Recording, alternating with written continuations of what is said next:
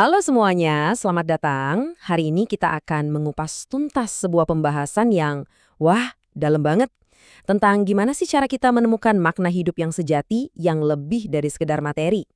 Yuk, kita mulai. Oke, kita mulai dari sini ya. Ada satu ide yang kuat banget dari sumber kita. Kebahagiaan itu bukan soal nambahin terus apa yang kita punya, tapi justru soal ngurangin apa yang kita pengen. Kedengerannya simple kan, tapi ini bener-bener fundamental. Nah, ini langsung nyambung ke bagian pertama kita yang kita sebut paradoks kebahagiaan. Kenapa ya di zaman yang serba ada ini, dengan segala kemudahan yang kita punya, kita kok malah sering merasa hampa? Jadi intinya tuh begini, kebutuhan dasar kita sebenarnya sederhana, tapi keinginan kita, wah itu yang nggak ada habisnya.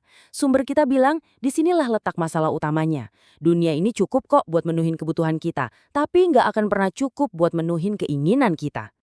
Lihat deh perbandingannya di sini. Jelas banget. Ada dua pola pikir yang beda 180 derajat. Di satu sisi, ada mindset nggak pernah cukup, yang terus-terusan menciptakan keinginan baru. Di sisi lain, ada mindset orang beriman yang merasa selalu cukup. Kuncinya yaitu, semakin simpel keinginan kita, makin gampang juga kita merasa bahagia. Terus, gimana dong caranya biar keinginan kita jadi lebih simpel? Nah, jawabannya adalah rasa syukur. Menurut sumber kita, syukur itu kuncinya. Dan tanda syukur kita diterima itu apa? Ketika Tuhan mulai membuat keinginan-keinginan kita dalam hidup ini jadi jauh lebih sederhana. Oke, setelah kita paham soal syukur, kita lanjut ke bagian kedua ya. Kita akan lihat gimana fokus ke akhirat itu bisa jadi sumber kekuatan yang luar biasa banget. Ada kutipan yang dalam banget nih. Mengingat surga itu memberi kekuatan, mengingat dunia justru bikin kita lemah. Jadi, sumber motivasi terbesar kita itu bukan ada di dunia ini loh, tapi justru saat kita fokus ke kehidupan setelah ini. Makin kita fokus ke sana, makin kuat kita menghadapi masalah apapun di sini. Konsep ini dijelaskan lewat beberapa kisah yang sangat inspiratif. Ada kisah Asiyah binti Muzahim melawan Fir'aun, ada kisah Khadijah, dan juga kisah perjuangan terakhir Umair bin Al-Hammam. Semuanya ini menunjukkan gimana fokus pada akhirat memberi mereka kekuatan yang luar biasa. Coba bayangin deh, jadi Asyah, di bawah tekanan tiran yang begitu kejam, dari mana kekuatannya datang? Bukan dari dunia ini, tapi dari doanya. Sebuah rumah di surga. Janji inilah yang jadi pegangannya, jadi sumber kekuatannya yang gak ada habisnya. Sama halnya dengan Khadijah. Setelah seumur hidup berkorban tanpa lelah, apa ganjarannya? Sebuah rumah yang damai di surga. Ini jawaban langsung atas semua pengorbanannya di dunia. Rumah di surga, di mana nggak ada lagi capek, nggak ada lagi keributan. Ini yang memberi makna mendalam pada hidupnya. Nah, ini nih yang keren banget.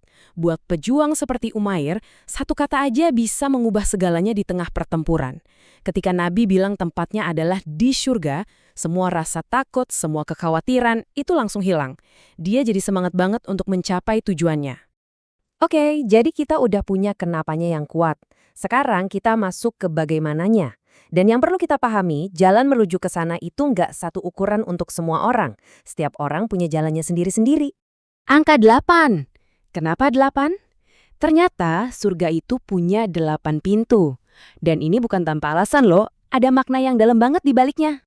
8 pintu ini melambangkan bahwa Tuhan itu ngasih potensi kebaikan yang beda-beda ke setiap orang. Mirip kayak rezeki, amal baik juga punya jalur masing-masing. Ada yang jago sholatnya, ada yang hebat puasanya, ada yang luar biasa sedekahnya. Masing-masing punya pintu keunggulannya. Nah, ini dia poin pentingnya buat kita semua.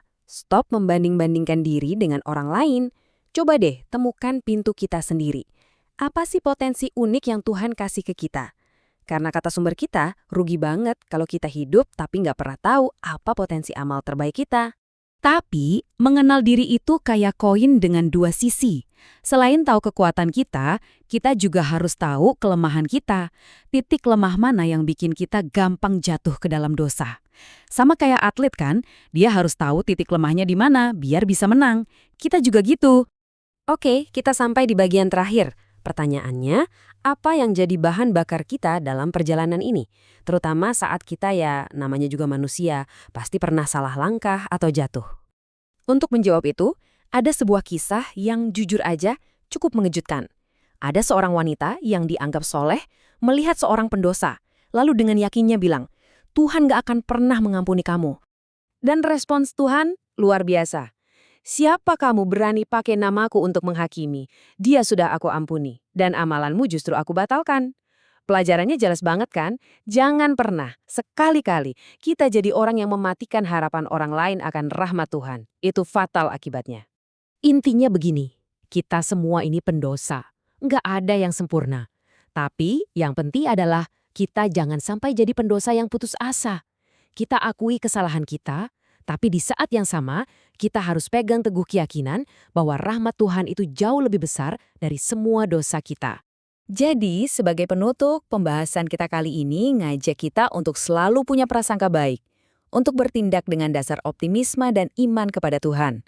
Jadi, pertanyaannya untuk kita renungkan hari ini adalah, prasangka baik apa kepada Tuhan yang akan kamu pegang erat hari ini dalam setiap langkahmu?